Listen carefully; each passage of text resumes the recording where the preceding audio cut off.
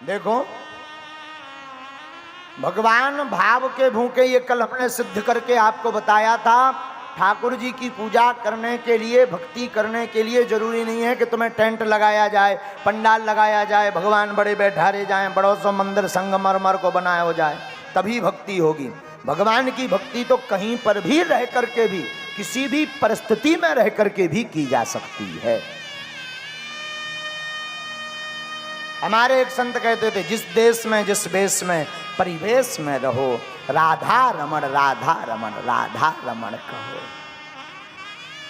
चाहे जिस देश में रहो या परिवेश में रहो, गोविंद का गुणानुवाद लो, गाओ, कीर्तन करो। भगवान के पास जाने के लिए जरूरी नहीं कि तुम सोना चांदी लेकर जाओ, मेवा फल लेकर के जाओ। पत्रम पुष्पम फलम तोयम यो में यथा प्रयक्षति। भगवान कहते पत्र हो, पुष्प हो, कुछ ना भी हो।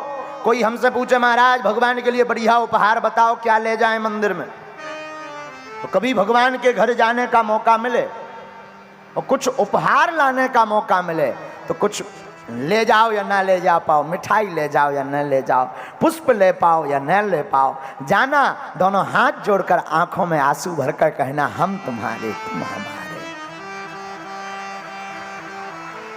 इससे बढ़िया उपहार क्या हो सकता? अपने आप को अर्पण कर देना, इससे बड़ा उपहार क्या हो सकता? बोलो सीताराम, जोर से बोलो। अच्छा, हम लोग सोचते हैं हमने भगवान के ऊपर 1 किलो सेवफल चढ़ा दे, अब जो टन न हो गए, अब फ्री है, अब तो भगवान हमने सेवफल ही खबा दे। क्या भगवान सेवके भूखे हैं? अद्भुत बात देखना, जो भगवान पूरे संसार को उजाला दे रहा, हम उसको दिया दिखा रहे हैं। कितनी विचित्र बात। पूरे संसार को कोटि सूर्य समप्रभा, करोड़ों सूर्यों के समान जिनका तेज पुंज प्रकाश है, उन भगवान को हम समझते हैं कि भगवान को दीपक दिखाएंगे तो भगवान प्रसन्न होंगे। बाहर दीपक जले या ना जले, वैसे जलाना तो चाहिए प्रतीकात्मक रूप में, कहीं ऐसा ना हो कि आप बंद कर दो। लेकिन बाहर दीपक जले या ना जले, मन में ज्ञान का दीपक जलना बहुत जरूरी है। हृदय में गुरु ज्ञान का दीपक जलना बहुत जरूरी है। गुरु ज्ञान का दीप प्रज्वलित होगा तो अंधकार मिटेगा, अंधकार मिटेगा तो भगवान की प्राप्ति हो जाएगी। बोलो सीताराम, जोर से बोलो। तो बड़े बड़े महापुरुष कहते हैं भैया भगवान की भक्ति बड़ी अबरल अद्भुत होती है। तो आप ठाकुर के चरणों में जाओ तो पत्रम पुष्पम फलम तोयम यो में यथा प्रयक्षति, कुछ ना कुछ लेकर जाओ। अब बुरा ना माने तो हम करोड़ों की बात बोले पागलों, करोड़ों की बात यह है कि भगवान के घर पर खाली हाथ नहीं जाना चाहिए, कुछ ना कुछ लेकर जाओ। कुछ ना हो तो भाव तो लेकर जाओ ही जाओ। जो खाली हाथ जाता है ना, अच्छा जो कुछ लेकर जाता है वो बहुत कुछ लेकर आता है, जो खाली हाथ जाता है वो नाक कान कटाकर आता है। रामायण का एक प्रसंग है महाराज जी, सूर्पनखा का, खाली हाथ गई थी, नाक कान चढ़ाया आई थी, दोनों झक। और भागवत का एक प्रसंग है सुदामा जी का, 3 मुट्ठी तंदुल लेकर गए थे, 2 लोकों के राजा बनकर के आए थे। हमारे दादा गुरुजी एक सूत्र और देते थे, काम की बात है, हो सके तो उसको जीवन में नोट कर लेना।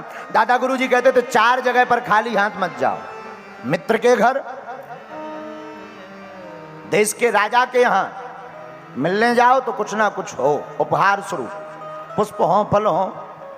हम कहते कुछ भी ना हो तो बिल्व पत्र ले जाओ। हाँ, तो मित्र के घर, देश के राजा के घर, तीसरा स्थान बोले गुरु घर, यहां भी कुछ ना कुछ लेकर जाओ। बोले चौथा कौन? बोले भगवान का दर। भगवान से पूछो कि प्रभु आपको चाहिए क्या, तो भगवान ने उत्तर गीता में दिया, बोले पत्रम पुष्पम